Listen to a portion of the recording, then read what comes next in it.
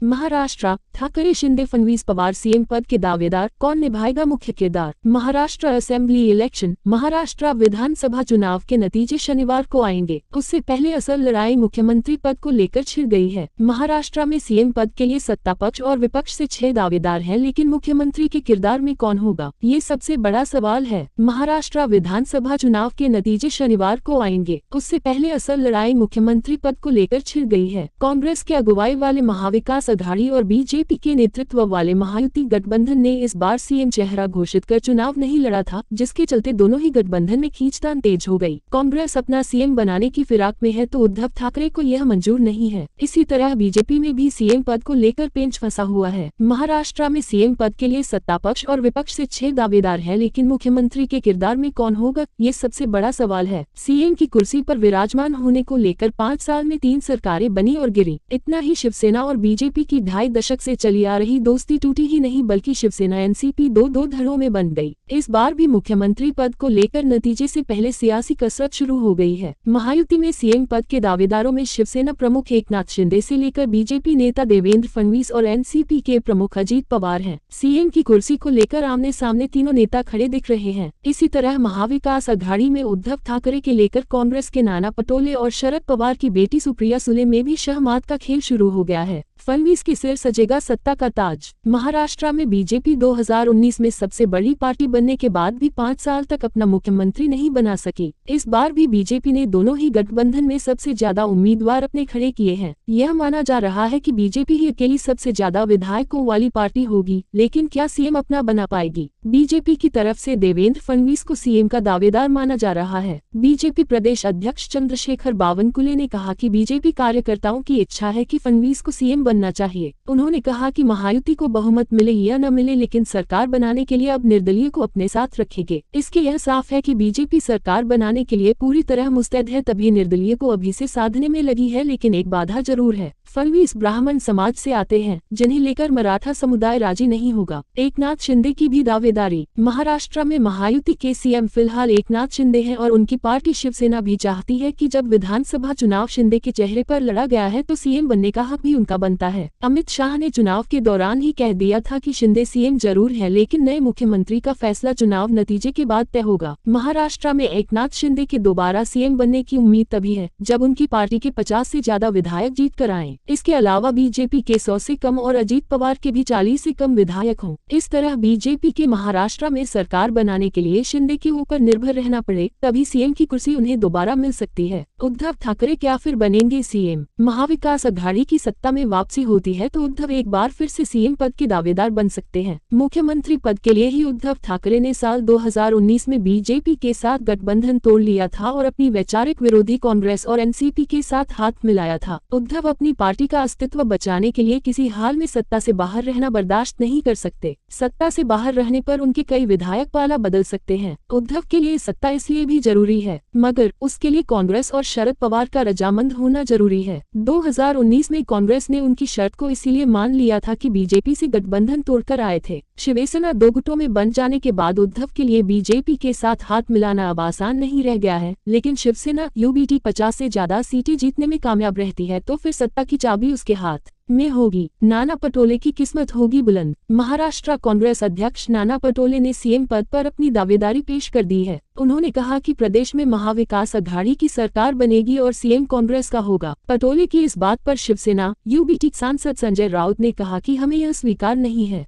उन्होंने कहा, अगर ऐसा है तो राहुल गांधी और कांग्रेस अध्यक्ष मल्लिकार्जुन खड़गे को नाना पटोले को मुख्यमंत्री घोषित कर देना चाहिए। नाना पटोले के सीएम बनने के लिए सहयोगी दल ही नहीं बल्कि कांग्रेस नेताओं की भी स्वीकार्यता हासिल करनी होगी। कांग्रेस के मराठा नेता किसी भी सूरत में नाना पटोले को सीएम के लिए स्वीकार नहीं करेंगे। कांग्रेस अगर गठबंधन में सबसे बड़ी पार्टी बनकर उभरती है और मुख्यमंत्री पद के लिए आगे बढ़ती है तो उद्धव किसी दूसरे विकल्प पर भी विचार कर सकते हैं। पवार परिवार के हाथों में होगी पावर। शरद पवार को महाराष्ट्र की सियासत का चाणक्य कहा जाता है, मगर उनकी पार्टी 2 गुटों में बंट चुकी है। शरद के भतीजे अजीत पवार बीजेपी की अगुवाई वाले महायुति का हिस्सा है तो शरद कांग्रेस की अगुवाई वाले महाविकास अघाड़ी के साथ हैं। अजीत पवार के लिए यह विधानसभा चुनाव अस्तित्व बचाने का चुनाव है, लेकिन उनके मुख्यमंत्री बनने की महत्वाकांक्षा जगजाहिर है। अजीत की पार्टी एनसीपी 59 सीटों पर ही चुनाव लड़ रही है, जिनमें से 37 सीटों पर उनका मुकाबला सीधे शरद पवार की एनसीपी के उम्मीदवारों से है। अजीत पवार की सीएम पद की दावेदारी तभी हो सकती है जब वो अपने कोटे की 80% से ज्यादा सीटें जीतने में कामयाब रहें। ऐसे में अगर बेहतर प्रदर्शन नहीं करते हैं तो फिर बीजेपी पर आश्रित रहना होगा। इसके अलावा अजीत पवार अगर नतीजे के बाद सियासी पाला बदलते हैं और महाविकास अघाड़ी की सरकार बनाने में रोल अदा कर देते हैं तो उनकी किस्मत की सितारे बुलंद हो सकते हैं, मगर इसके लिए शरद पवार का रजामंद होना जरूरी है। लोकसभा चुनाव के दौरान शरद पवार जिस तरह अपने कोटे की ज्यादातर सीटें जीतने में कामयाब रहे हैं, वैसा ही प्रदर्शन विधानसभा चुनाव में रहते हैं तो अपनी बेटी सुप्रिया सुले को सीएम बनने का दांव चल सकते हैं। इसके लिए शरद पवार को अपने भतीजे अजीत पवार को भी साथ मिलाना होगा। इसके बाद ही मन की मुराद पूरी होगी।